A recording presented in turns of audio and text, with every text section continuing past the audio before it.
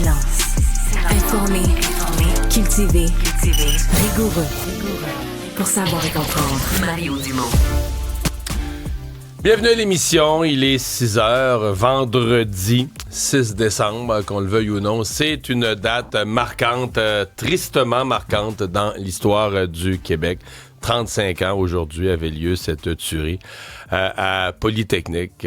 C'est évidemment un anniversaire souligné de différentes façons encore aujourd'hui, avec ce questionnement, cette importance que les plus jeunes, parce que c'est ça que les commémorations finissent par faire. On dirait que les premières années, les commémorations, c'est pour un peu réparer les blessures ou guérir les blessures des gens qui l'ont vécu de toutes sortes de manières. Mais au fil du temps, les commémorations, là, c'est aussi pour sensibiliser les autres générations. On le fait pour les guerres, on le fait sensibiliser les générations qui ne l'ont pas vécu à ce qui est déjà arrivé et à ce que ça signifie. Alexandre Dubé, Isabelle Perron, bonjour, bon début de journée. Salut, Mario. Bon, je commence avec quelque chose. Je sais que les gens, on le dit souvent, là, on adore toutes les formes de listes, de rapports, de palmarès, mais là, quand Consumer Report sort sa liste des marques de voitures les plus fiables. Ah ben là, tu me parles. Là, je te parle. C'est tout japonais. Ah ouais, c'est sûr. Japonais. Laisse-moi deviner, Toyota. Les 3 premiers modèles, c'est des RAV4 Corolla. Ouais. Ah bon. Corolla, Mme Perron, en deuxième position. C'est ça, là. J'ai vu juste. Mais c'est pas la Corolla 2011, là. Elle fonctionne super bien. On t'entend venir à 3 coins de rue. Ouais, Subaru, Lexus, Toyota, Honda, Acura, Mazda. Ah ouais.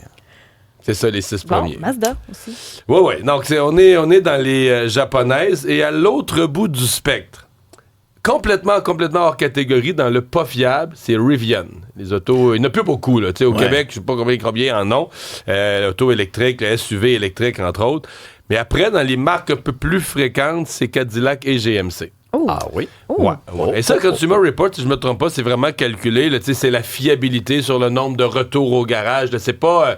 c'est vraiment basé.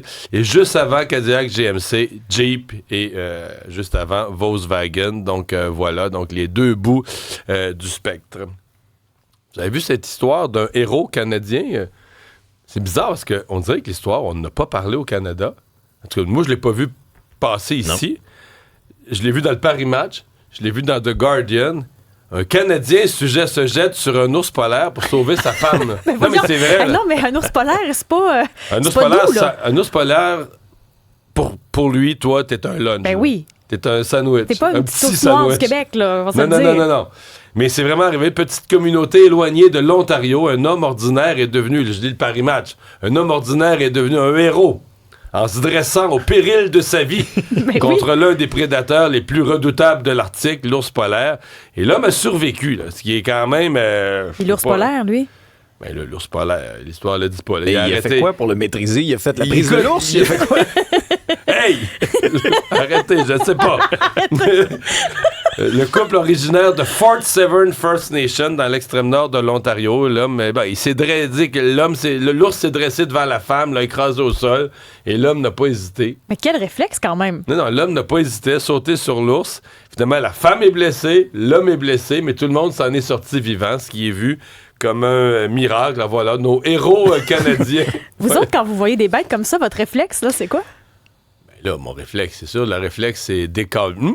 Mais si, je sais pas, là, si Marie-Claude est en dessous de l'ours polaire, je pense que je ferais quelque chose. Hein, Moi, j'ai pas vu d'ours polaire cette nuit en m'en venant du Nord, mais j'ai vu un beau petit chevreuil. Tu le prends en photo? Ouais? C'est ça, mon tu réflexe l'as pas frappé, a été... c'est déjà bien. Non. Mon réflexe a été... Non, mais c'était sur ma rue, alors je l'ai simplement pris en photo. Ça a été ma rencontre avec la nature. C'est beaucoup moins violent qu'un ours polaire. Moi, je me trouve bien brave, mais quand dans situation de peur, je fige. Je ne bouge plus. Non, pas moi. Mais là, un ours polaire, c'est sûr que si t'es bien informé des dangers, un ours polaire, comme diraient mes enfants, c'est next level. C'est parce que tu dis, gars, lui, il se nourrit d'un être humain, c'est un petit lunch, là.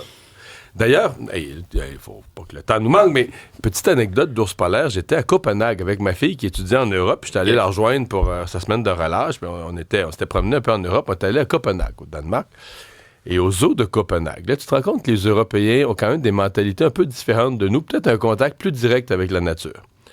Quand ils ont nourri l'ours polaire, je ne niaise pas, il y avait un sanglier auquel on avait enlevé la peau. Un sanglier entier sans poils, sans peau, comme tu t'arraches la peau. Arc. Ils l'ont sacré dans la cage pour que l'ours polaire vive une expérience de... Donc, nous autres, ici, on donne à l'ours polaire comme des sacs de viande hachée. Puis si tu regardes là, hey, c'est tout un spectacle. L'ours finit là, tout plein de sang, la gueule, le poil jusqu'aux oreilles, plein de sang.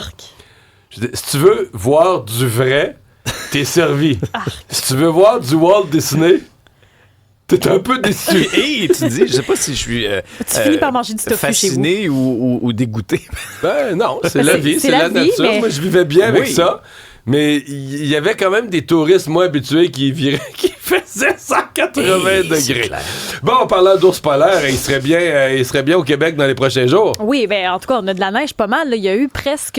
on a dépassé les 40 cm de neige dans les secteurs de Charlevoix sur la Côte-Nord. Je sais que localement, dans le bois, là, chez mon père, ils ont mesuré avec le tape 62 cm de neige.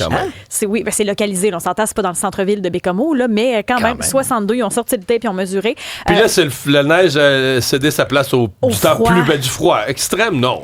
Froid. Plus froid. On est sous les normales saisonnières. C'est juste que là, avec le ressenti, ce matin, on est dans le moins 14. Sur votre thermomètre cet après-midi, vous allez plutôt voir moins 6. C'est juste qu'il y a tellement eu de douceur dans les derniers jours que c'est fret. Ce sera comme ça demain aussi, moins 6 avec du soleil. Et on a 2 systèmes à venir aussi, un dimanche et un autre mardi. Donc encore de la neige à venir et peut-être même de la pluie la semaine prochaine.